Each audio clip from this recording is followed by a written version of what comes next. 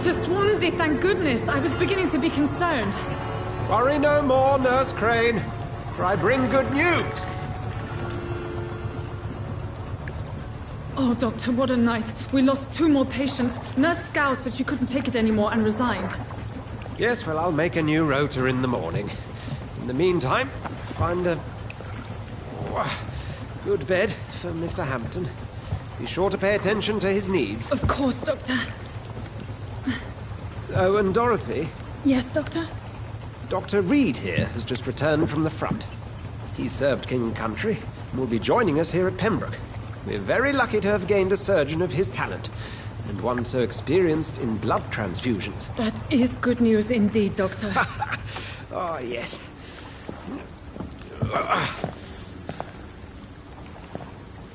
Here at Pembroke, it's not what we have, but what we haven't. It's only thanks to Nurse Crane and the staff that our ship doesn't sink. If you have any questions, just ask her. Duly noted.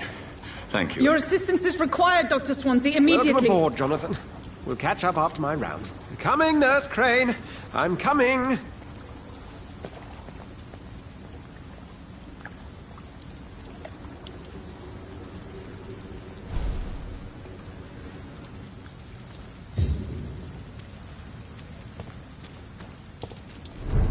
Come on, you bastard!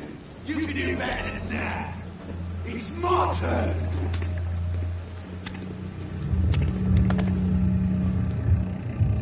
Rotten or pristine, each heart contains the seed of life. Drink at this river, dry it all.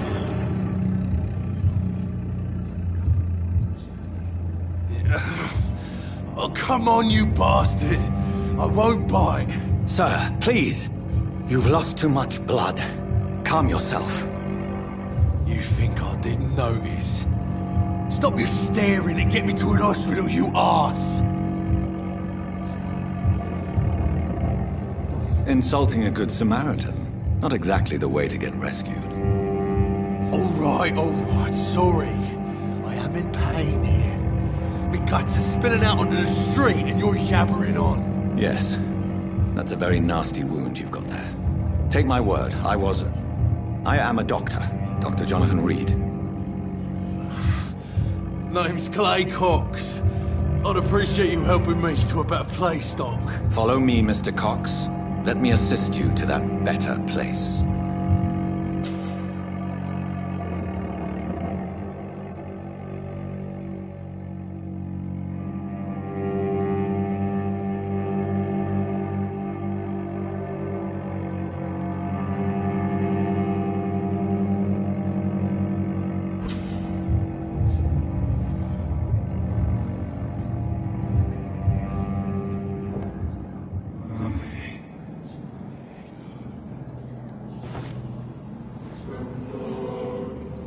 Bring this fading light into the shadows.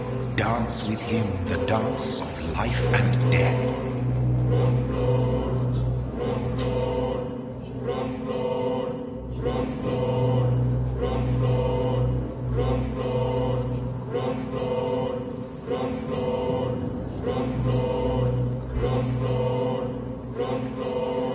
No more. Not tonight. Not like this. I will not take another life.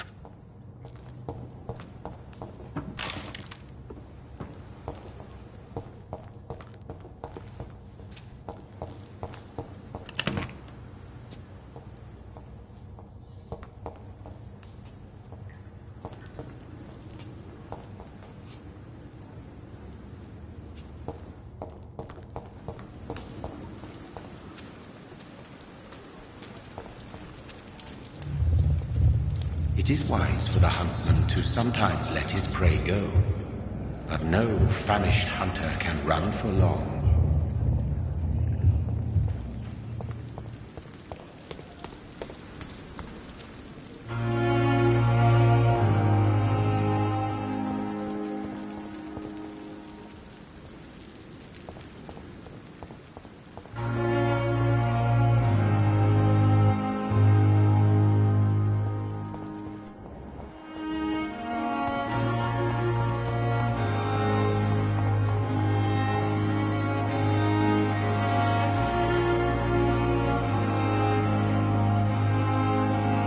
Good evening, nurse.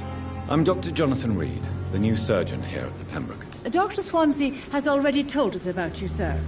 I'm Nurse Gwyneth Brannigan. Welcome to the Pembroke Hospital. Did he really?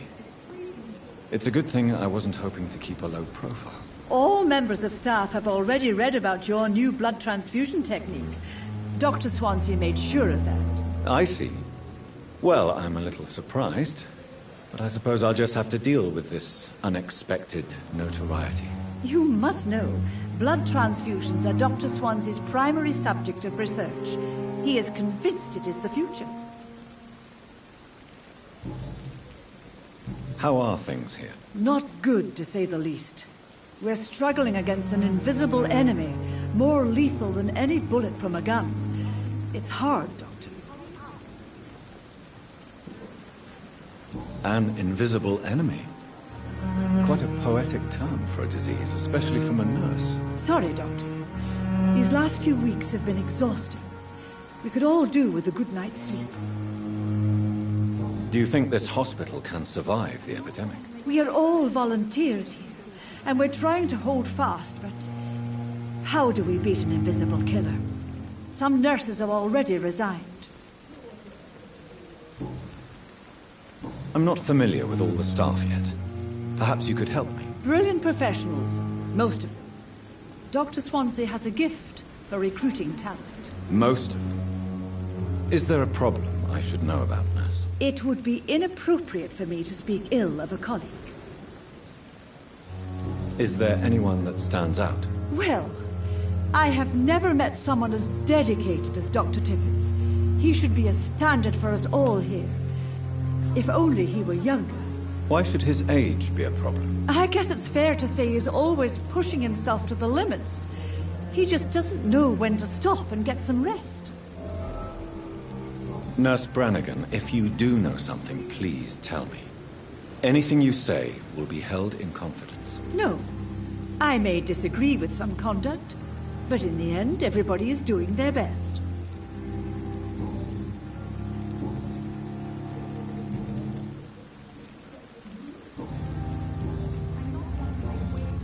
Goodbye, nurse. Call me if you need assistance.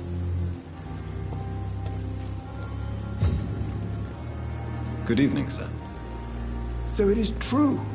The famous Dr. Reed has joined us. I can't think of any better news during these terrible times. Do we know each other? Actually, yes. We met once before, at the Rockefeller University in New York. Dr. Tippett, yes, I remember. I was assisting Professor Carell in his research about coronary bypasses. He had nothing but praise for you. He was also very confident about your future. And look at you now. Eminent surgeon and blood transfusion specialist.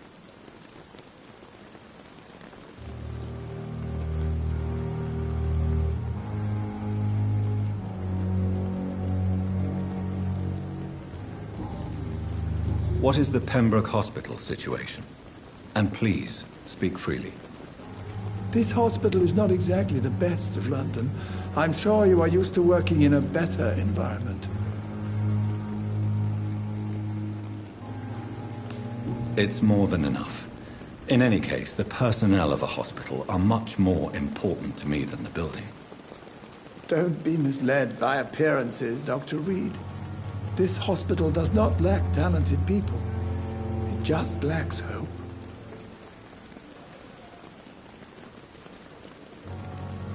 What can you tell me about the staff in the hospital? Some are really good, and others are not so good. But during this troubled period, there is no time for slander. I prefer to focus on the positive character traits. Tell me more about cherished people, then.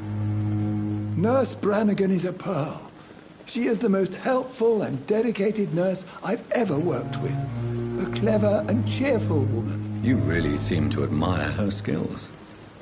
I'll go even further. If she was a man, she would be a damn fine practitioner. Any opinion about the management? I don't always agree with Dr. Swansea's reserve, but I must admit he does all he can to keep this facility running during this crisis. Ah, yes, the burden of command. I was fed up with this concept while serving as a medical officer. Don't get me wrong. Swansea's a good administrator. I just wish he would get out of his office now and again.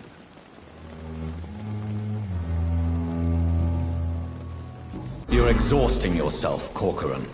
Maybe you should think about preserving your strength. No. We must keep on healing all those poor souls. We are the last rampart before chaos. Once more unto the breach.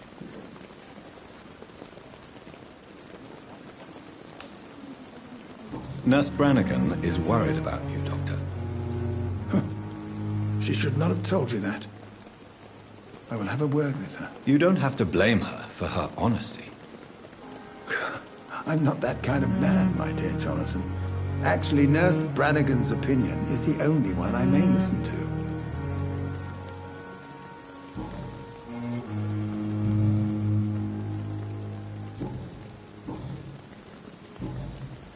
Goodbye, Dr. Tippett.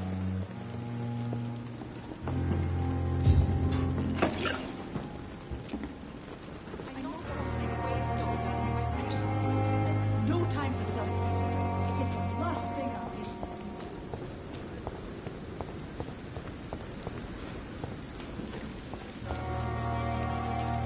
need. Doctor, where have you been? I've little time to play hide and seek with new staff members, no matter how illustrious they may be. I found a wounded man by the docks. He answers to the name of Clay Cox. He requires urgent medical attention. Already making the rounds? That's the Pembroke spirit. I'll ask our porter, Milton, to bring him back immediately. Thank you, nurse. What can I do for you? Dr. Swansea insisted we provide you a quiet office. You'll find it on the second floor with your name on the door. Thank you. Nurse Crane, isn't it? Yes, Dorothy Crane. Welcome to Pembroke Hospital, Dr. Reed. Your office has been prepared. I would like to ask a few questions first. And Mr. Hampton, the patient we brought in, how does he fare?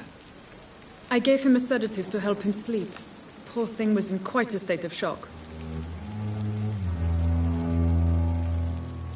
If you could point me in the direction of my room again, nurse. Second floor of the hospital, left after the stairs. It's the last vacant office at the end of the corridor.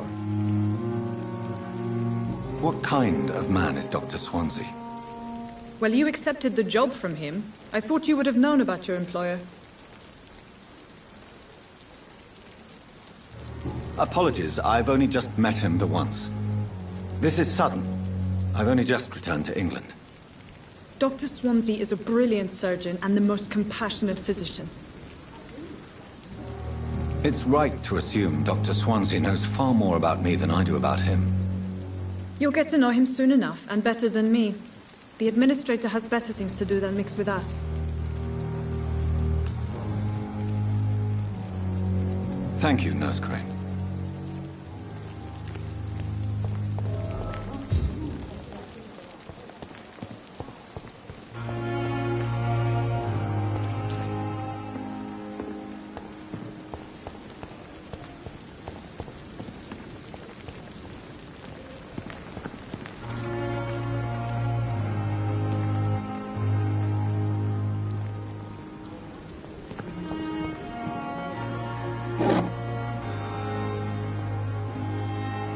Good evening, sir.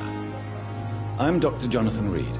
I'm new here. I've already heard about you, Dr. Reed. I'm Milton Hooks, the ambulance driver for this shithole of a hospital. That's quite a blunt introduction, Mr. Hooks. You can call me Milton. I like to speak my mind, Dr. Reed. Perk of the job. Don't judge me, and I won't judge you. I'm not sure I understand what you're talking about. Well, I'm no doctor, but I'm pretty sure a gun can't be used as a surgical instrument. You have a keen eye. I learned to shoot during the war, and have carried one ever since. Old habits die hard. No need to explain, Dr. Reed. And if you ever need a better gun, remember, I may have something for you.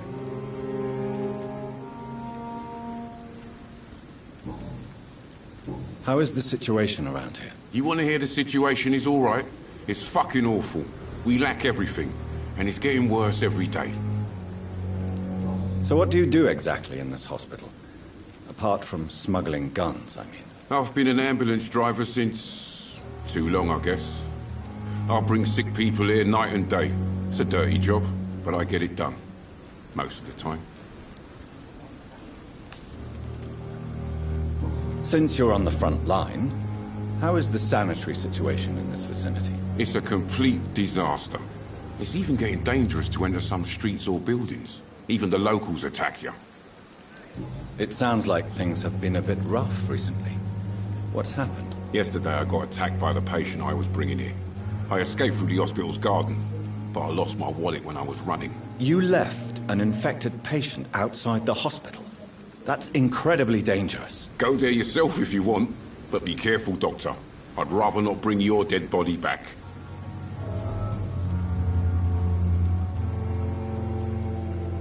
Are you really smuggling weapons through the hospital? And why not?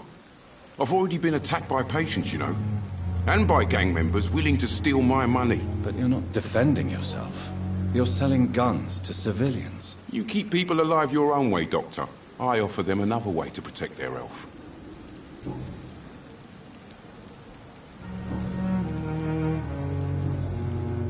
I'd like to see your goods. Wise choice, Dr. Reed. A reliable gun is what everybody needs these days.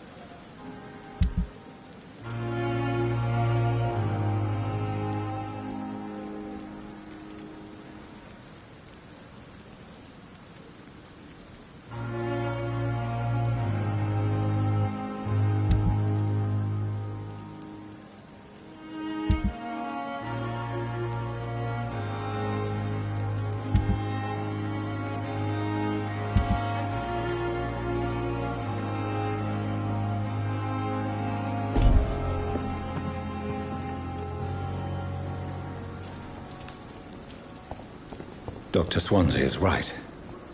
This place seems perfect to conduct my research. But the suffering continues.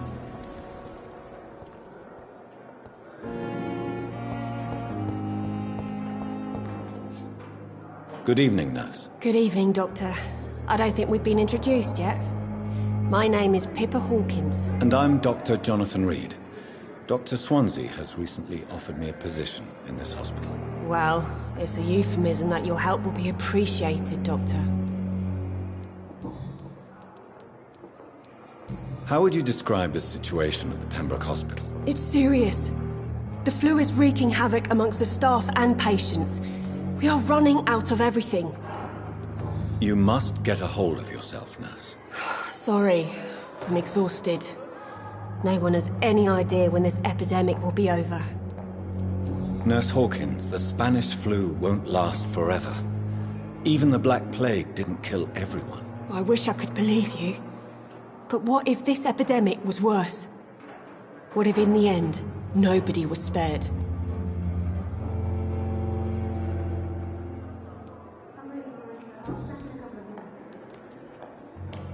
How long have you been a nurse? Well, long enough to see that the epidemic is winning.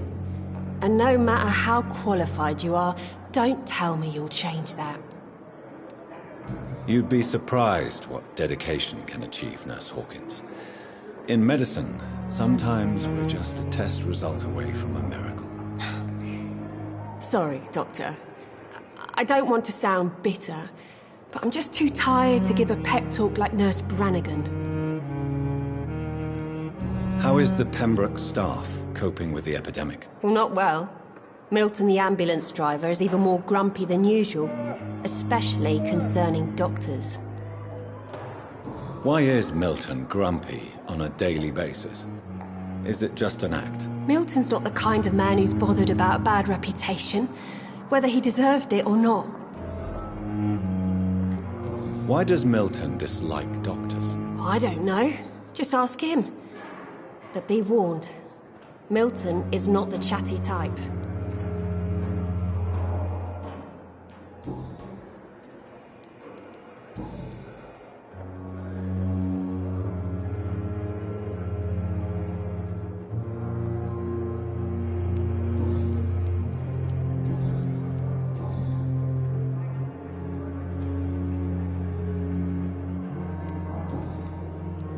Goodbye, Nurse Hawkins.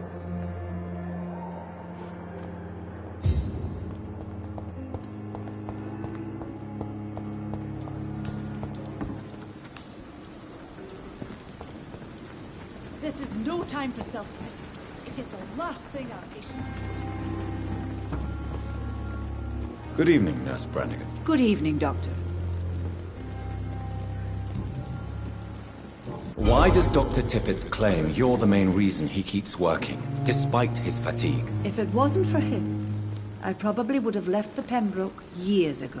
Dr. Tippett does not think of you as just a nurse anymore, does he? If you're suggesting he's not taking my gender into consideration when it comes to medical practice and knowledge, I really hope he doesn't.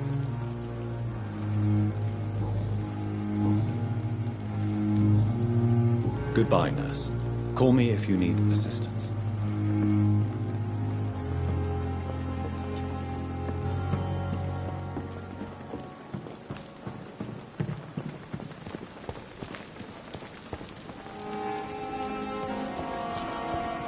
Perhaps I should consider...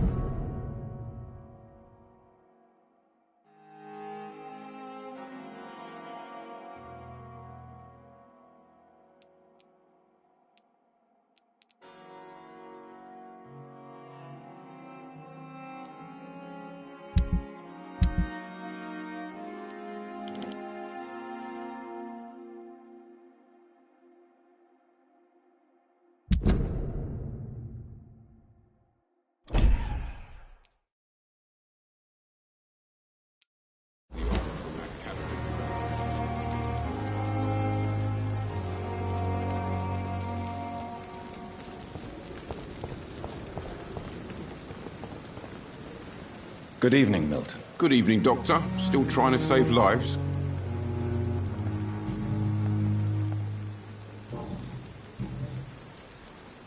Why do you have such a mediocre reputation among your colleagues, Milton? Fuck them. Nobody knows the horrors I've seen since working here. This city was sick long before the epidemic, Dr. Reed. I know it's a difficult task, but correct me if I'm wrong. Is this not the job you are paid to do? I've seen babies left to die while their brothers were properly fed. Underage girls and boys sold to all manner of perverts. I'm sorry, I don't know what to say. Yeah, exactly. We lack words. So excuse me if I don't look on the bright side of life. Goodbye, Milton.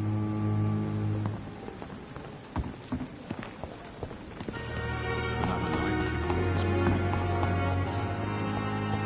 Pembroke nowadays.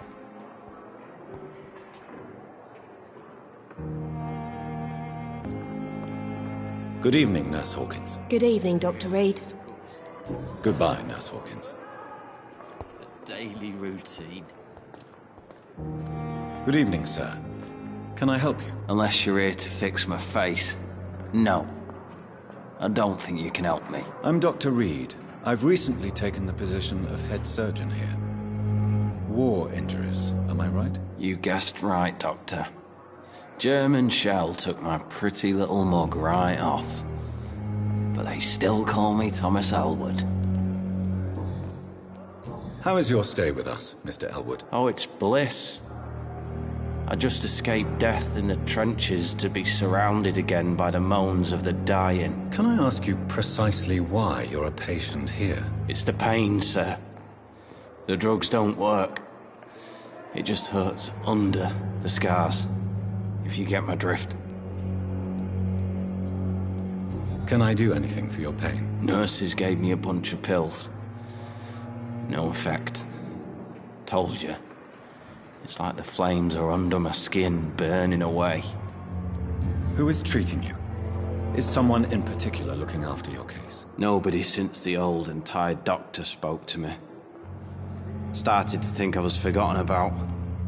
Wouldn't blame you. You don't seem worried by that. My face hurts so much more when I smile or cry. I've learned it's easier not to speak. But be assured I'm smiling inside.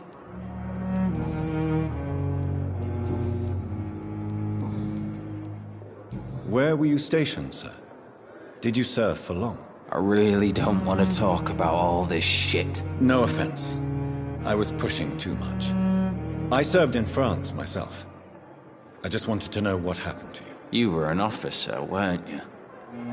Then I doubt we fought the same war, sir. No offense. Goodbye for now, Mr. Elwood. Street corner. The daily routine.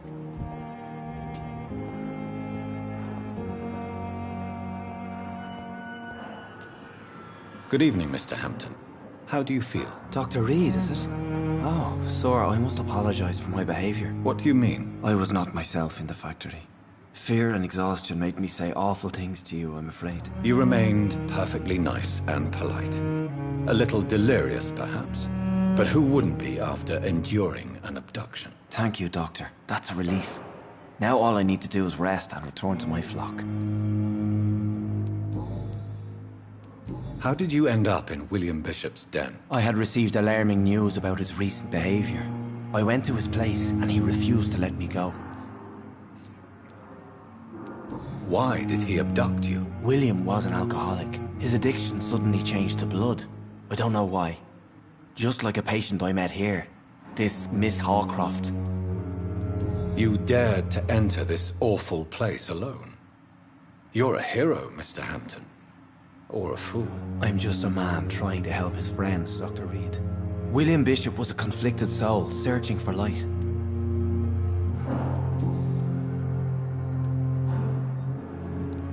What is the general situation in the East End docks? The situation has always been tough, with a lot of tensions between the gangs and the dockers' trade union. The Wet Boot Boys are very nervous since they lost their leader.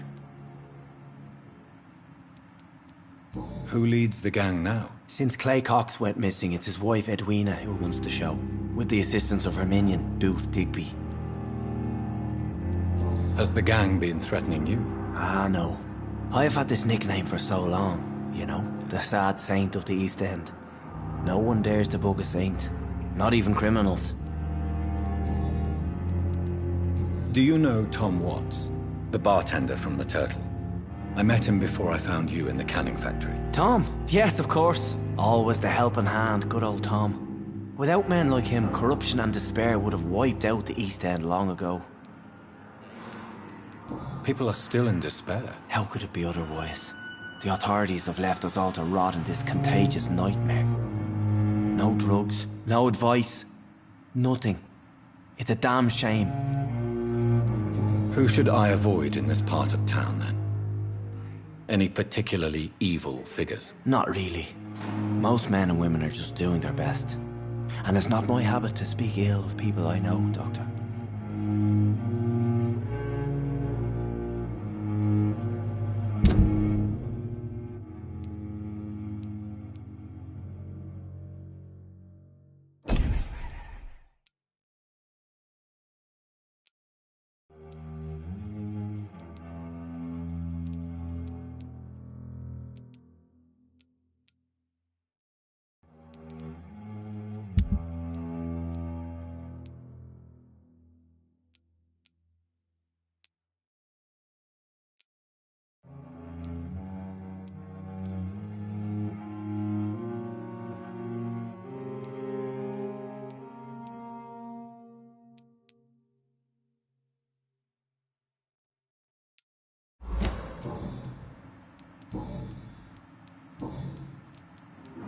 What do you do for a living, Mr. Hampton? I can't help but notice the cross around your neck. I manage a night asylum for the poor and homeless of the docks. And I try to guide the lost and hesitant on the right path to our Lord. Are you a priest, Mr. Hampton? A deacon, maybe? Not at all, Doctor. I'm just a man of faith willing to preach the good word. Why didn't you use your cross against William Bishop? To repel him somehow? That's a very strange question, Doctor. A cross is no magical token, if that's what you were trying to say. Not mine, anyway. Have you made friends since you arrived? Not really, but I recognize Miss Harriet Jones. I knew her when she lived by the docks. That poor woman had such a miserable life. You never came to see her here at Pembroke? Receiving visits when sick can be an important part of the healing process, you know. We're not just bodies. You're preaching to the converted now, Doctor. To be truly honest, I thought she was dead. She left the docks many months ago. How do you feel, Mr. Hampton? Medically speaking, I mean. I feel exhausted. Beyond exhaustion, actually. William drank so much of my blood in his madness. I feel empty. You're in good hands here. Dr. Swansea is well versed in blood transfusion, and I'm sure he'll take the best care of you. Thank you, sir. I believe all I need is rest. And then I can go back to the people who need me.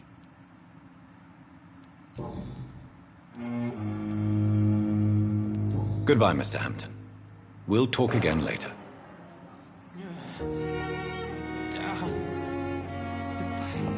I cannot enter.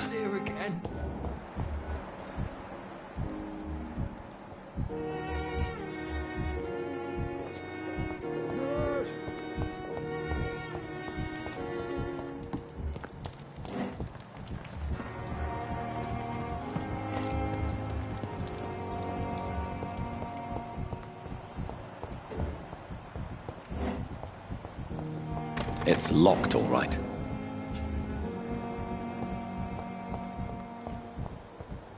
Don't worry, sir. I'll be back in a few minutes. Call me if you need me, okay?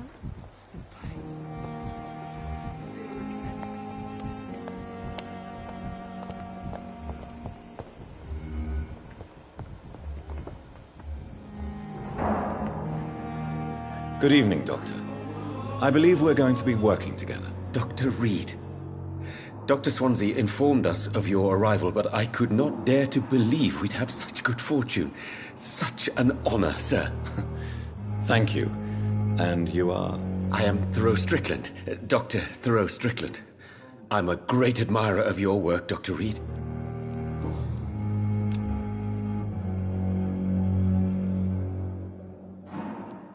Please, could you tell me something about yourself? I'm a great admirer of your work concerning blood transfusion, Dr. Reed. I run my own experiments. I'm convinced it's the future. What made you choose to be a doctor? I'm not ashamed to admit you and your work have inspired me. I am honored to have the opportunity to work by your side. It's always a pleasure to share scientific and medical knowledge with someone eager to learn. I'll be glad to help you if I can. This epidemic may be the century's most terrible disaster, but I'm convinced that we, as doctors, are the only ones able to defeat it. I based my technique on my mentor's research. He helped me perfect my method. What is yours? I'd rather not talk about it. For now, it's just theories and first approach. My process is purely experimental and unsuccessful. As long as you're cautious and methodical, you may remain empty-handed, but you won't fail. You're not the first one to warn me, but I am convinced knowledge is the main weapon against the ravages of this epidemic.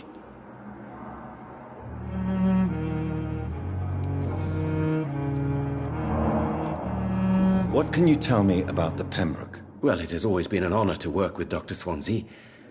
But with your arrival, I can't think of a better opportunity to learn about blood transfusion. You seem quite optimistic.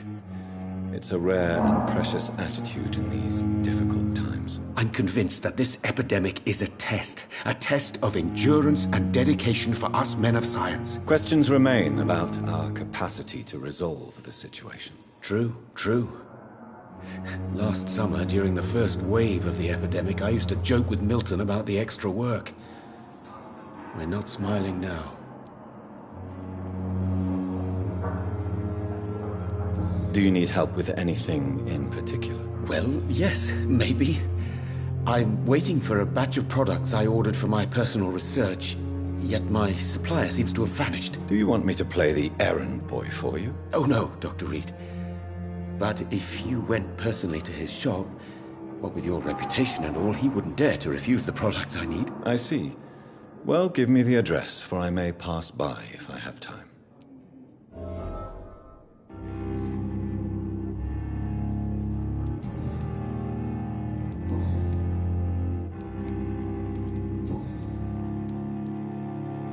Tell me more about your willingness to experiment with new medical techniques. Harvey Fiddick is a patient suffering from a severe injury that could cripple him if not treated correctly. I'm convinced your blood transfusion technique could help him. What is it you really want? To save him? or to prove your point? Fair question. I want nothing but to save my patient, Dr. Reed. Especially since I know Mr. Fiddick's story. Tell me Mr. Fiddick's story. Our first diagnosis was compromised because Mr. Fiddick lied to us about the real origin of his injury. He first claimed it was an accident. But why would he hide such crucial information from us? Because he is a proud father, ashamed of putting his children at risk because of his own negligence. This personal involvement could also appear to be a lack of impartiality. You must know that a good surgeon must remain neutral. I agree. But that does not excuse Dr. Ackroyd's behavior, a man who did not even take time to converse with his patient. Do you think keeping his distance was a mistake? All I know is that I'm taking care of human beings with desires, hopes, and fears. Not some biological machine comprised of blood, bones, and flesh.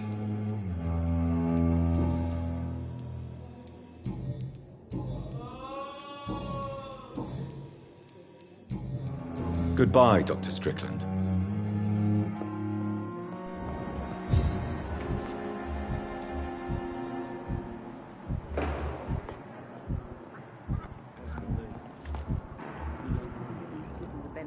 What can I do for you, Doctor? Thank you, Nurse Crane.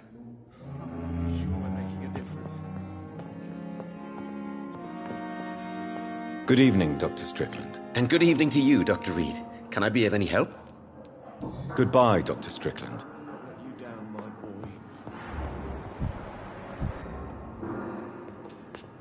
Good evening, sir. I'm Dr. Reed. May I help you? I don't know if a third opinion is needed. Your colleagues are already arguing about my condition. I see. Would you mind telling me more about your situation? I'm Harvey Fiddick. All I want is to get me bloody arm fixed properly. Tell me about yourself, Mr. Fiddick. I'm just a regular guy waiting to get his arm fixed, so I can return to work and to my family. I was more curious about what you were doing before being hospitalized. I'm a carpenter, and a good one too. But that means I need both arms to feed my family, Dr. Reed. Tell me about the doctors who are arguing about your case. Strickland and Ackroyd. They both want the best for me, but there's a lot of pride there. Doctors are no different from carpenters, it seems. What do you mean? I often had professional arguments with rivals on a building site. Difference is I disagreed about wooden nails, not flesh and bones.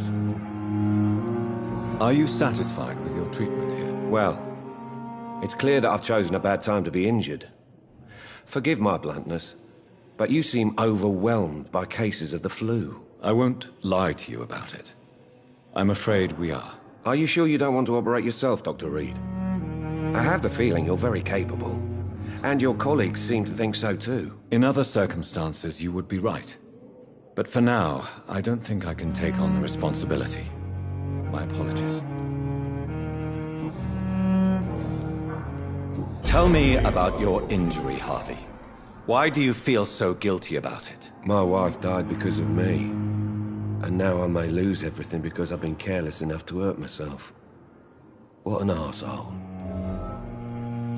How could your job be responsible for your wife's death? I was working a double. She went out to bring me a hot meal and got caught in a German bomb raid. You can't hold yourself responsible for your injury, Mr. Fiddick. Unless you tried to hurt yourself. Of course I didn't hurt myself. But I can't work until my arm is fixed. My children need to eat, Doctor. Tell me more about the death of your wife, Harvey. 1915. I was in the army, building workshops for the Royal Flying Corps. Helen was happy I wasn't sent to the front. What happened? The Germans sent Zeppelins to bomb the construction site, but they missed their target. My wife was bringing my dinner when the bombs fell. I'm sorry for your loss. So many died during the bombings. I served in France and witnessed the carnage there. I would like to say that she didn't suffer. Truth is, I have no idea. I just know that I'm all that me kids have. Poor little bleeders. How are your children? after losing their mother. They were smaller then. The only good thing about this is my Ellen didn't bring them with her that night.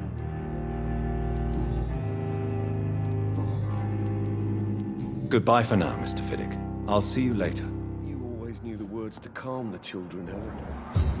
As for me, what a blundering idiot.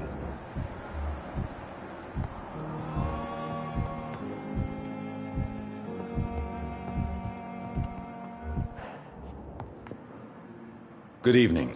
I'm Dr. Reed. Can I help at all? No. Really?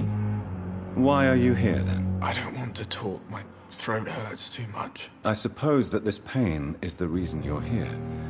Is someone taking care of you? Yes. And no. Could you at least tell me your name, sir? Mortimer. Mortimer Goswick. How painful is your throat, Mr. Goswick? So painful I'd rather not talk at all, Doctor. I'm sure you realize a doctor and his patient have to communicate, sir. Would it help if I gave you some paper and a pen? Not really. I see. Then maybe it's not just your throat that hurts, Mr. Goswick.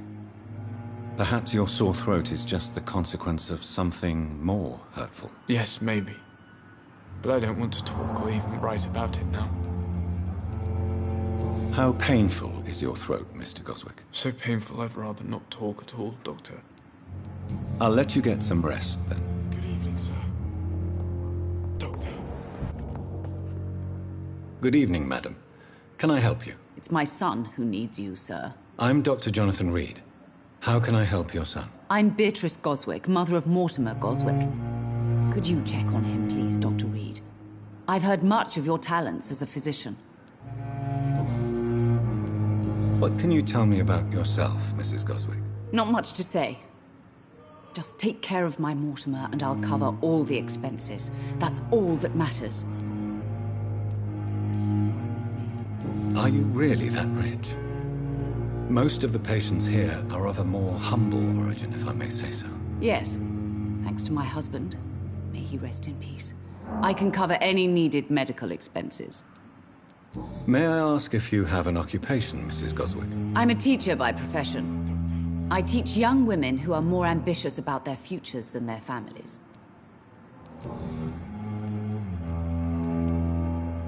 What do you think of your reception here? Any complaints? I have had the uttermost reservations about this hospital since we arrived. But we had no other choice, considering the state of emergency. Is there something in particular that's bothering you? Some of the staff were not especially welcoming. I suspect they're not accustomed to dealing with patients of such social standing. Tell me more about your arrival at the Pembroke Hospital. What gave you such a bad first impression? The ambulance driver was quite rude, for a start. And that nurse, Miss Hawkins, seems to have quite a dubious attitude. What do you mean? She managed to secure a bed for my son despite the epidemic. It was a relief, but it wasn't cheap.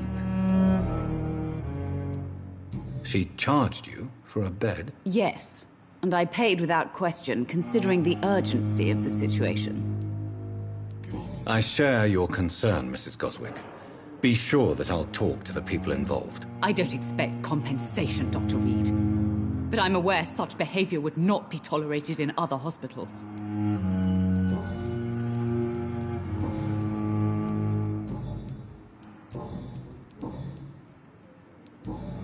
Goodbye, Mrs. Goswick. I'm alright. Don't waste your time with me.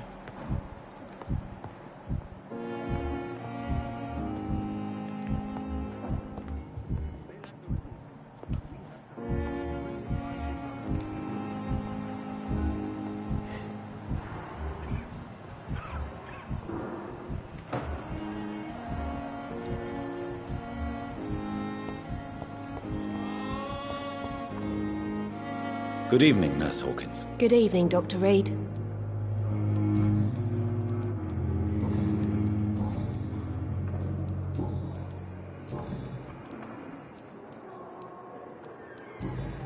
Goodbye, Nurse Hawkins.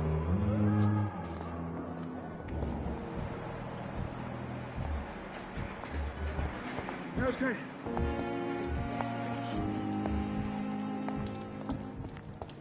Another night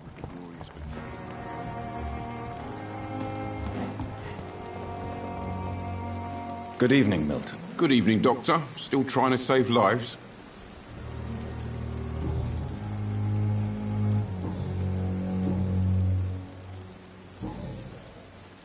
Goodbye, Milton.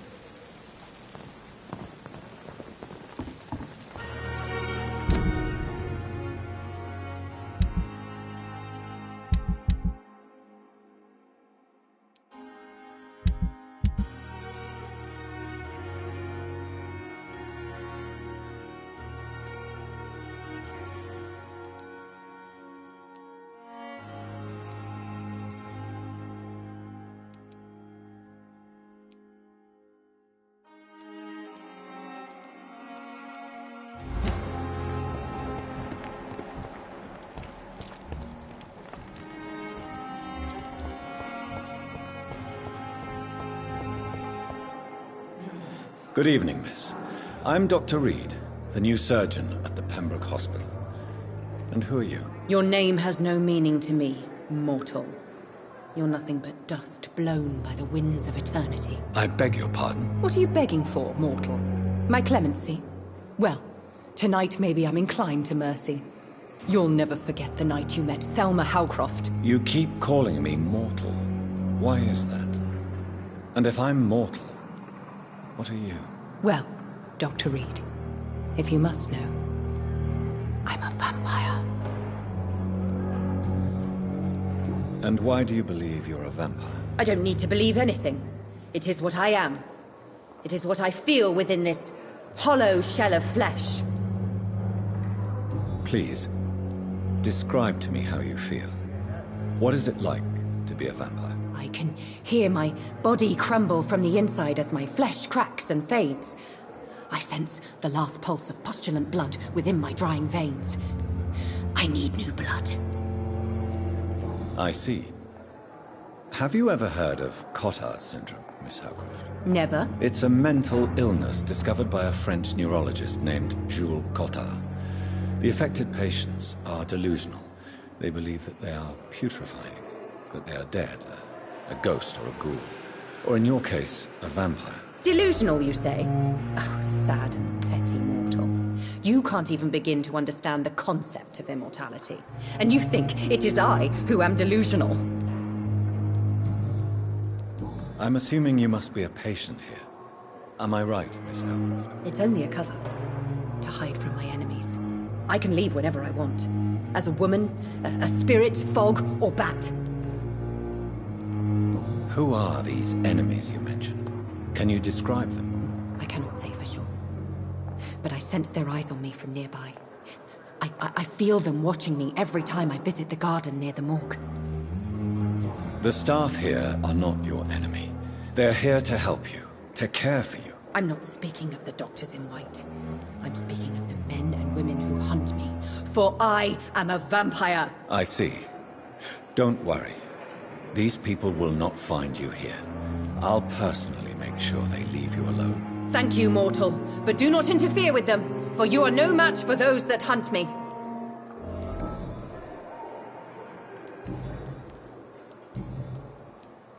Who are you really, Miss Howcroft? I mean, apart from being a vampire. Is that not enough for you, puny mortal? What do you require? Proof of my powers? I'm curious to know who you were before becoming a vampire. No, it was such a long time ago, I don't remember. Centuries of unholy life can have strange effects on one's minds, you see?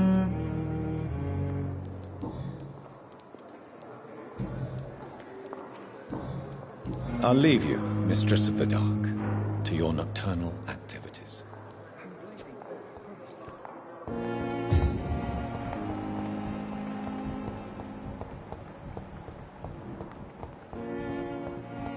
Thelma Howcroft said she was being watched by vampire hunters. Where are they hiding? I should investigate. Good evening. I'm Dr. Reed. Always a pleasure to meet a colleague, sir. Especially when he was supposedly dead. A colleague? Are you a doctor too? Not anymore, sir. I used to be Dr. Rakesh Chadana. Now, I'm just Mr. Chadana, pawnbroker and humble guardian of this morgue. What do you mean, you used to be a doctor? Was your license revoked? No, sir. It is just that I like to be precise. I run a little pawn shop while taking care of the dead. But I used to be a real doctor. Are you afraid or uneasy being surrounded by so many corpses? Why should I? These bodies are empty vessels. Flesh left to decay. Poof. No soul anymore. All gone. An interesting point of view. And quite an exotic one, too. Most people fear, or at least have a respect, for dead flesh. Sir, as a medic during the war, I learned to face my death and the death of others.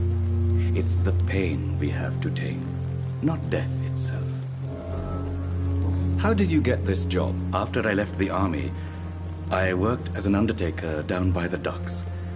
A dangerous place with many an unpleasant business there.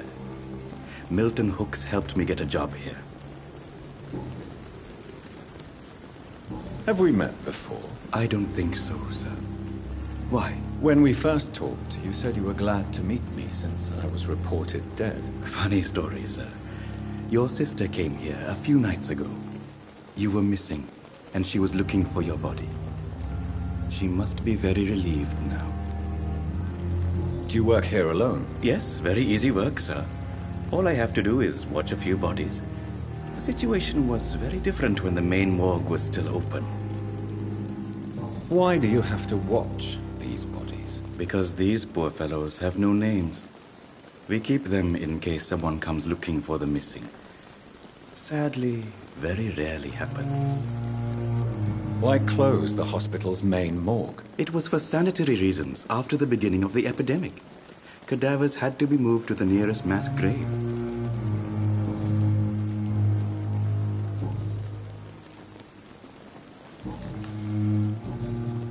Please show me what you have to sell. Of course. It's just trinkets and curios, really. But I'm sure they can be useful.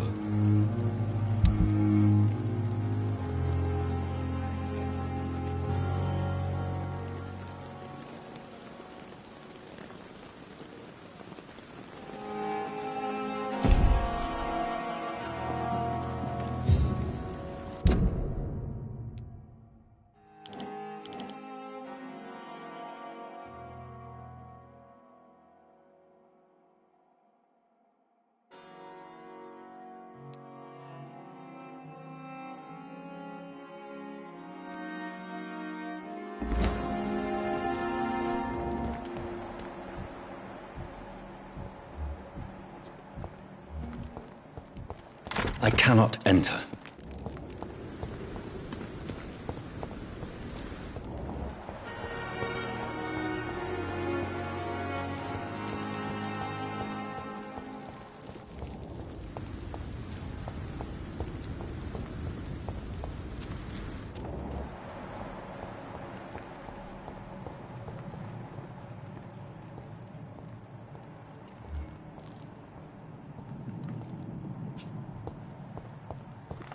It's locked.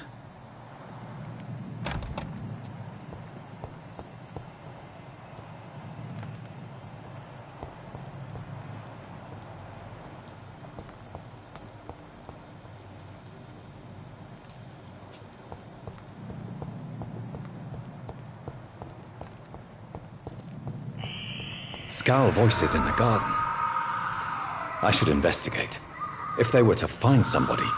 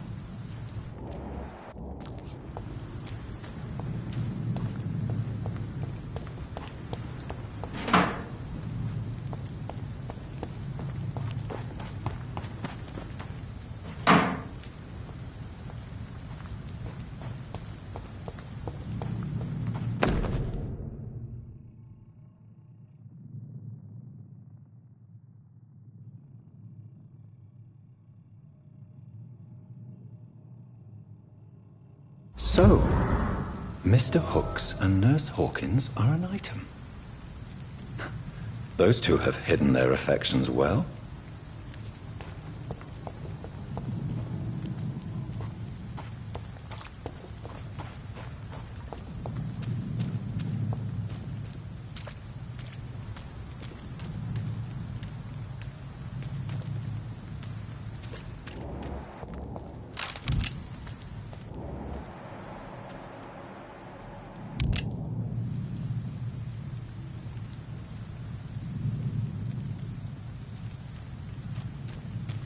I cannot enter.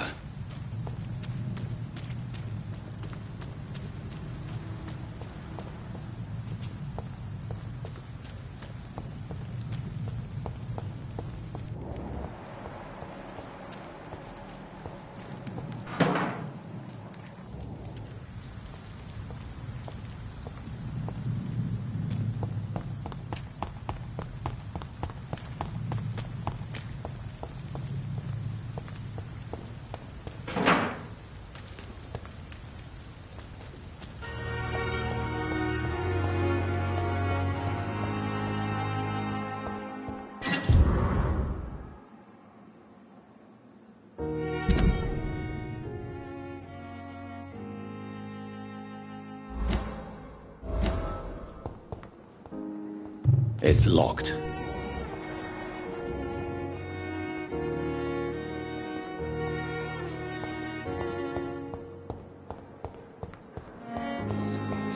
wish I should take it on. Feel my blood boil with fever.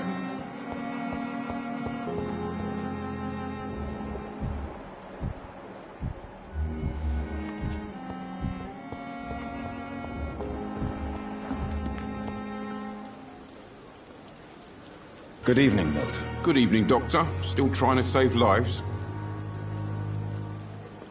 I have some good news, Milton. What? The epidemic's over? I retrieved your wallet, with all the money and a certain picture. Well, yeah, Pippa Hawkins is my girl. So what? Is it the difference of skin colour that bothers you? Not at all, Milton. Good. Please, take this money anyway. To remind you to keep your mouth shut. Not everybody is as broad-minded as you, Dr. Reed.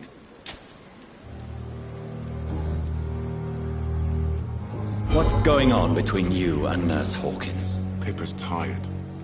Tired of all this shit. Tired of all those corpses piling up. She's as depressed as I am.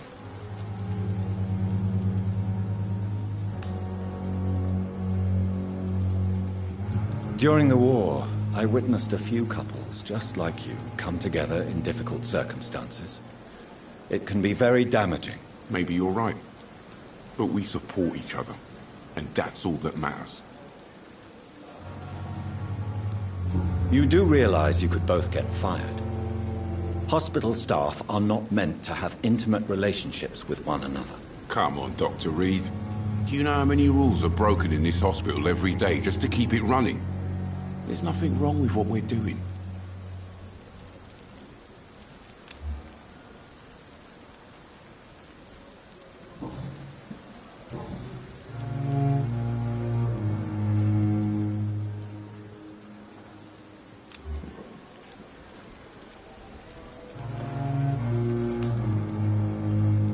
Goodbye, Milton.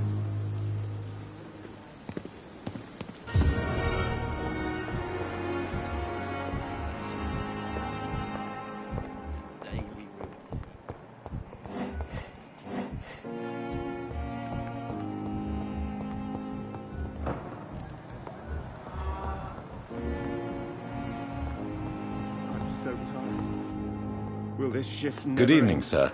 I'm Dr. Reed. I believe we're going to be colleagues. Reed? Yes, I've been informed about your arrival. I'm Waverly Ackroyd. Welcome aboard, I suppose. Does my arrival inconvenience you in some way, Dr. Ackroyd? Let us just say that I don't particularly share Dr. Swans's enthusiasm for hiring you. What we need here are reliable professionals, not overrated dabblers.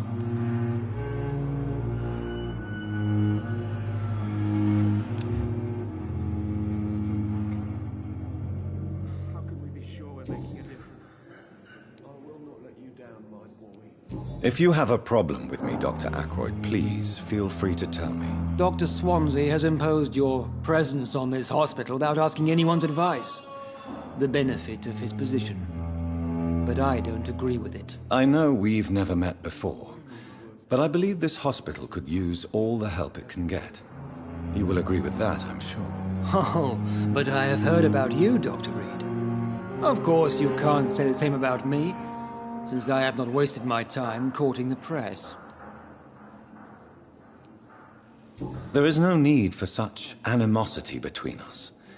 Don't you think the epidemic is already enough to deal with? That is one point we could agree on.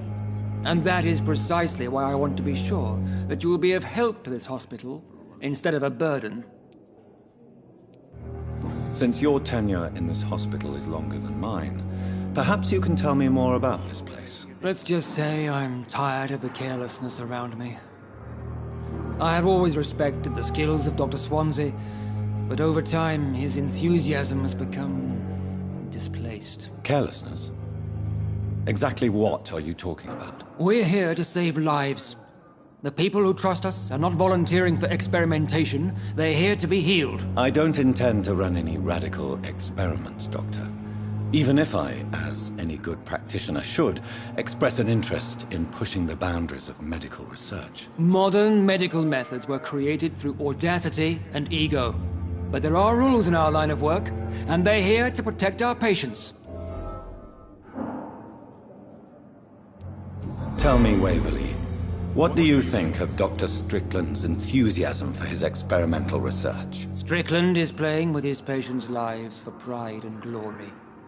Now that, sir, is unethical. Are you thinking about something in particular? Harvey Fiddick needs delicate surgery. I believe we should stick to the usual procedure, but my young colleague obviously disagrees. And are you not afraid that your rivalry with Strickland may be blinding you? Rivalry? I guess you could call it that. But I will never be childish enough to let my personal feelings affect my judgment. Why do you wish to lead this surgery? I strongly believe that Mr. Fiddick should not be butchered to test an unproven procedure.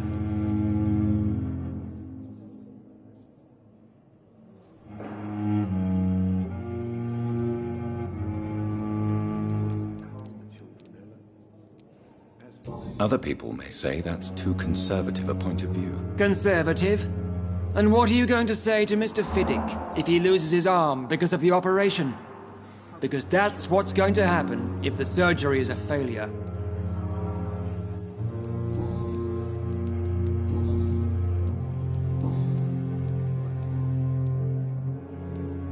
I don't know what you've heard about me, but I have already proved my value as a practitioner. I don't question your skills, Dr. Reed, but your motive. Is it money? Fame? Or are you truly dedicated? And what exactly is that supposed to mean? I served in the war just like you. But unlike you, I did not use the wounded to play the modern sorcerer. Be careful what you insinuate, Dr. Ackroyd. I only want you to admit you used those men to improve your theories. I don't see any reason why I should justify my actions to you. That's true, Dr. Reed. The only judge has to be yourself. The question is, are you judging yourself hard enough? It seems you have bad memories of your military service. I refuse to see this industrial slaughter as scientific progress. War only reveals the worst in men. We can at least agree on something, Dr. Ackroyd. Thank you for your time. We'll talk later. Will this shift never end?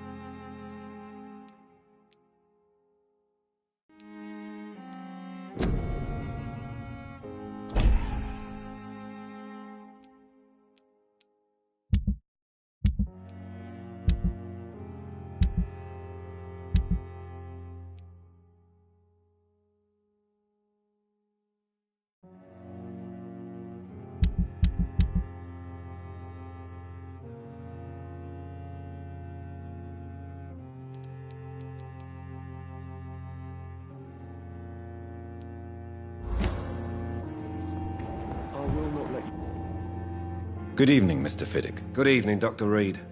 Any news about my operation?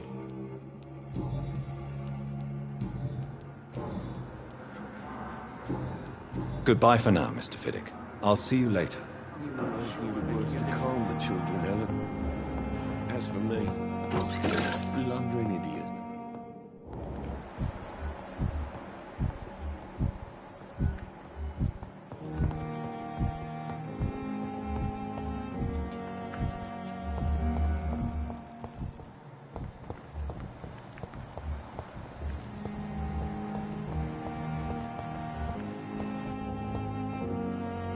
Good evening, Nurse Hawkins. Good evening, Dr. Reed. Pepper, I know you're very close to Milton Hooks. Yes? Milton Hooks is my man. If you want to report me for that, just feel free, Doctor. I have no intention of reporting you, Nurse Hawkins. But are you aware of the risks? The rules say I won't be allowed to work as a nurse anymore. But here at the Pembroke, we break rules all the time. Is he worth the risk? Hey, I'm no perfect woman, and Milton is not the finest bloke, but we do our best to get by. That's all any of us can hope for nowadays.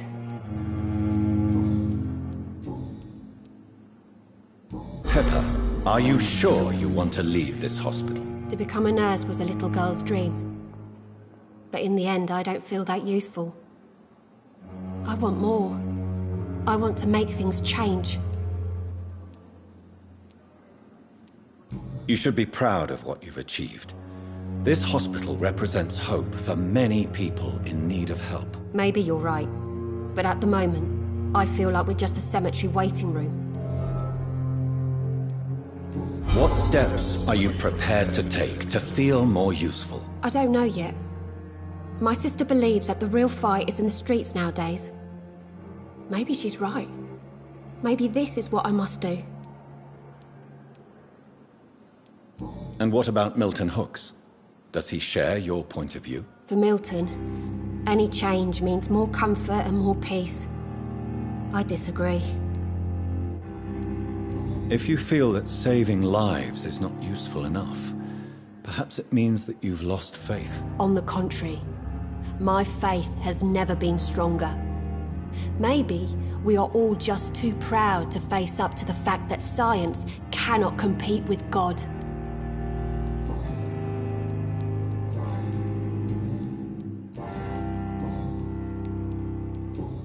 Goodbye, Nurse Hawkins.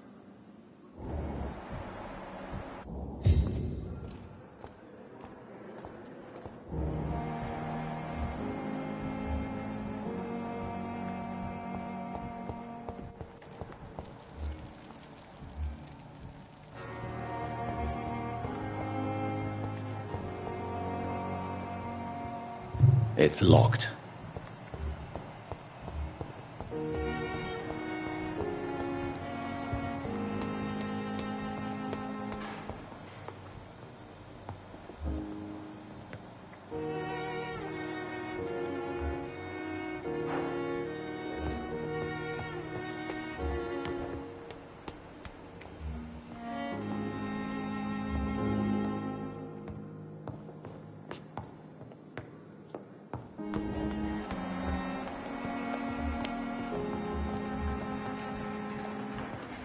It's locked.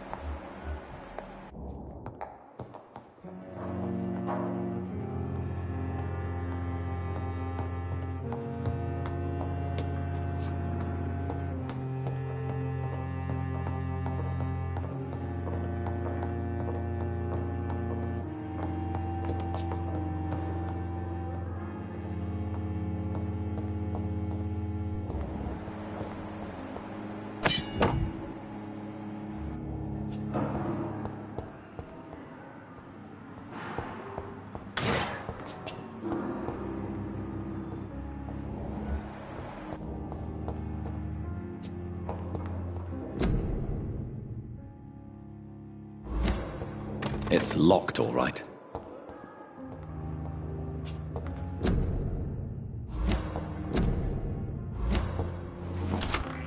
This must be the place. It's definitely away from prying eyes. Relegated to the shadows. A kingdom of my own. At least I won't be sleeping in a coffin.